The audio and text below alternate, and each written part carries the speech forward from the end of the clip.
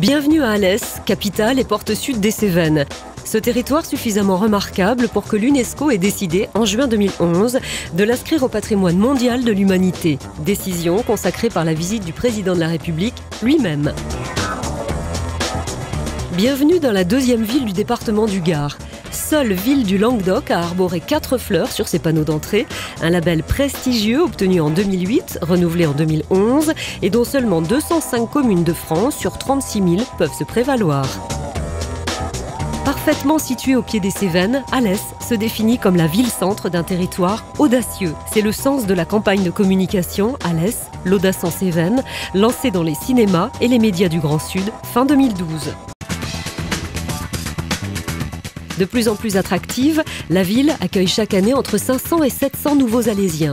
En 10 ans, la démographie de son aire urbaine a augmenté de 28%, avec une population recensée à 42 832 habitants au 1er janvier 2009.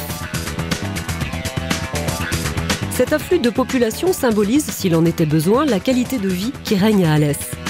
Les Alésiens peuvent désormais se mirer avec fierté dans leurs gardons réhabilités et même s'y baigner durant les 2 mois d'Alès-Plage.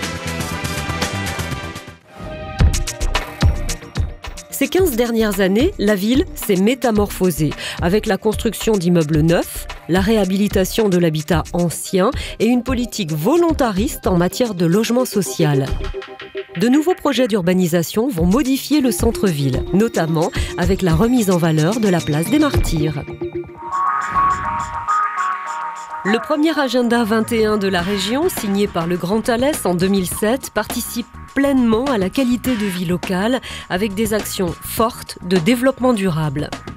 Rencontre internationale des véhicules écologiques, voies vertes, repas bio dans les cantines, études de la qualité de l'air, ferme photovoltaïque, centre de tri-compostage, atlas de la biodiversité.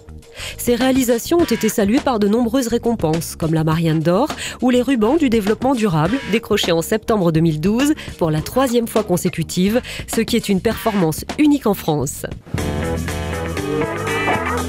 Espace du bien vivre, Alès propose à sa population un ensemble de services de proximité de premier plan, dans les domaines les plus aptes à agrémenter la vie. La santé, avec le nouvel hôpital de 292 lits et places, le premier de France labellisé HQE, inauguré en août 2011 par le ministre de la Santé. L'éducation, avec 25 écoles, 6 collèges, 4 lycées, un campus de l'apprentissage et une école des mines à vocation internationale. La culture, avec le Cratère, scène nationale, qui en 20 ans a accueilli près d'1 million de spectateurs. La médiathèque Alphonse Daudet, avec ses 2 millions de visiteurs en 10 ans. L'école de musique Maurice André, les 2 musées gratuits, le pôle culturel et scientifique de Rochebelle, et les nombreuses manifestations festives, dont certaines de renommée nationale, comme les Fous Chantants. Sans oublier le sport, avec des équipements complets, stade, gymnase, centre nautique, boulodrome, et pas moins de 95 clubs dans 45 disciplines, ce qui en fait une des villes les plus sportives de la région. Mais la vie à Alès n'est pas seulement agréable, elle est aussi productive, comme le montre son économie en expansion.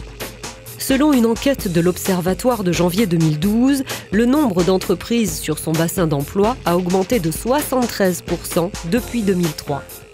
8000 entreprises y sont désormais recensées, dont 27% dans le secteur industriel, au moment même où la désindustrialisation de la France est au cœur des débats sur son avenir. S'appuyant sur ces 3 pôles de compétences, pôle mécanique, pôle écoactivité et pôle biotechnologie, et sur son socle traditionnel, avec des entreprises phares comme SNR, Axens, Rhodia, Crouzet ou Merlin-Gérin, Alès demeure le premier pôle industriel du Languedoc-Roussillon. Même si les difficultés économiques persistent, le taux de création d'entreprises s'établit à 12% contre 8% à l'échelle nationale, ce qui témoigne du dynamisme du bassin alésien et de sa capacité à faire face à la crise. Ville qui bouge, Alès apparaît bien comme le moteur d'un territoire en mouvement qui a vocation à poursuivre son élan vers un dynamisme accru. Ainsi, avec le futur pôle métropolitain, l'un des tout premiers de France, que le Grand Alès doit créer en janvier 2013 avec Nîmes Métropole. Ainsi pour le pays Cévennes et ses 117 communes qui développent une prometteuse filière touristique. Ainsi, enfin, dans le cadre de la communauté d'agglomération dont est les villes-centres, qui va s'étendre au 1er janvier 2013, de 16 à 50 communes et de 79 000 à 100 000 habitants. L'avenir à Alès s'écrit aussi avec un A.